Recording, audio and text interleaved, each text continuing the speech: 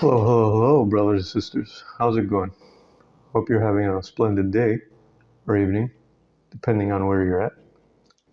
So, cussing, using bad language, using swear words. The topic of today's video, brothers and sisters. So, is it okay to cuss in our everyday life as we're going about our daily routines? And it doesn't explicitly say in the Ten Commandments, "Thou shalt not cuss." But is it really okay to use bad language? Is it an activity befitting of a true Christian? Is it okay to let the expletives fly out of our mouth as if nothing happened freely? So in today's video, I'm going to give you my opinion on this, whether this is an outright sin or not, brothers and sisters. First, I'm going to tell you a little story of mine from way back years ago. When I was in college, I was enrolled in this, I used to live in this Christian dormitory where there were strict rules strict guidelines we had to adhere to. Of course, one of those was no smoking in the building, of course. And in each room, we were paired up. There were 2 students in each room in this dormitory, which was like 2 or 3 stories. And I had this roommate for like 2 or 3 semesters. He would have like this habit, like whenever he would swear, he'd use this F word substitute. Like instead of using the F word, you know what I'm talking about, he would use like a substitute. Like for example, whenever something bad happened, instead of saying "what the F," he would use this word, what the frack. I think this frack word is something from the series like Battlestar Galactica, I think, which I'm not really familiar with. I was more of a Star Trek guy back in the day, before I was reborn, of course. Now I see this series as a very atheistic series. I think that's what this series was trying to convey. I think that was Gene Roddenberry's like a religion. I think he was an atheist, and it really seeped into his work in this Star Trek series, Next Generation. But I digress. I mean, this is a topic for a whole different video. But yeah, whenever this roommate, he would swear, he'd say like things like "what the frack" instead of "what the F," whenever something bad happened. So it was my roommate like unnecessarily uptight and strict, or was he really onto something? Is swearing, using bad language, is it indeed a sin? Is it indeed unpleasing in the eyes of God? What does the Bible say about this? Well, in Ephesians chapter 4, verse 29, Apostle Paul says, "Let no corrupting talk come out of your mouths, but only such as is good for building up, as fits the occasion, that it may give grace to those who hear." Also, Paul says in Ephesians chapter 5, verse 4, "Let there be no filthiness, nor foolish talk, nor crude joking, which are out of place, but instead let there be thanksgiving." Also, in Matthew chapter 15, verse 11, Jesus himself says to the Pharisees, "What goes into someone's mouth does not defile them, but what comes out of their mouth, that is what defiles them." Jesus says this in response to the Pharisees complaining about his students not washing their hands before eating. So there you have it, brothers and sisters. From these verses, it says, the Bible clearly says that it's not good to use bad language. I mean, these verses are clearly what these verses are referring to is bad language, but it's not limited to bad language, of course. These verses are also talking about gossiping, um, spreading false teachings, slandering, and other such evil talks. So whenever we use bad language, we're clearly defiling ourselves, as Jesus says. I mean, not that nobody's perfect. I mean, even us followers of Christ, including myself, when we get angry, we occasionally use bad language, but we should strive to clean up our vocabulary, brothers and sisters, because swearing is clearly a sin and it's a slippery slope that can lead to even, if you don't clean up your act, clean up your language, then it can lead to even more serious sins, like sexual sins, for example.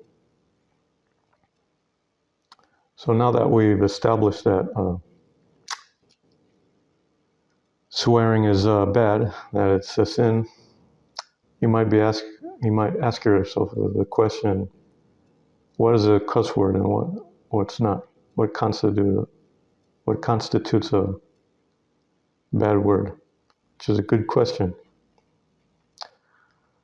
In response, I'm going to say that the phonetic word itself doesn't mean it's a good or a bad thing, but the meaning that the word has in the culture that you're living in currently. Like, for example, a word might be derogatory or offensive in one culture, but it might be neutral or in some other culture. Like, for example, if you use a word that is that's in your culture that's neutral, that's not good, that's not bad, if you use such a word, then you're good to go, you're okay. Even if in another culture that you're not in, that it might be a bad word, for example. So you're okay. You're out of the woods. So yeah, it depends in what culture you're using this word in. If it's bad in your culture, then it's bad. If it's neutral in your culture, then you're good to go.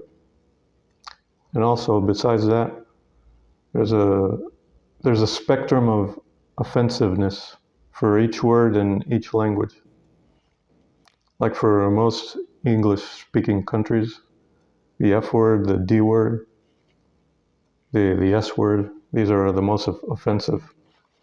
And other words that use body parts, female and male body parts, that they're used in a derogatory way.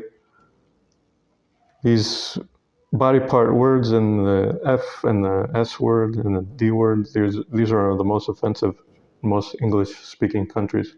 So these are the ones that should go from your vocabulary ASAP. They should be abolished immediately. So, and there are other words that are less offensive. There are more gray area words like hell and the C word that's used to describe excrement. But the C word even that one is too offensive for my sensibilities. I don't even use the word hell. In a previous video about hell, I said clearly that it's not good to use this word in vain, the word hell. And I use a substitute heck, like I say what the heck instead of what the hell, for example. That's a word substitute I use. I don't have a substitute for the F word or the S word. I don't have a satisfactory substitute for these most offensive ones. If you know any good ones, then comment down below in the comment section. If you've invented a good one, I'm going to try to invent a good one for myself. I'm not going to use the word frack like that my roommate used to use. And of course, don't use words, phrases like "oh my God." I mean, this clearly violates the third commandment, where we shouldn't use the Lord's name in vain, of course. Here in Greece, sometimes we use the phrase "oh my mother." Like we use this substitute mother instead of God. Manamo. Mana. The word mana means mother in Greek. Mu is mine. Oh, my mother. Now, the grammar in Greek is a little bit different. It's a bit reversed. So that's another topic for another video. So I use that substitution instead of using "oh my God," for example. That's my own substitution. So yeah, that's pretty much it, what I had for you, brothers and sisters. Comment down below what you think, whether you use bad language or not, whether you think it's okay. If you're using any word substitutes for the most offensive words, and if you have any good substitutes for the word for the F word, then let me know. I'm looking for good substitutes.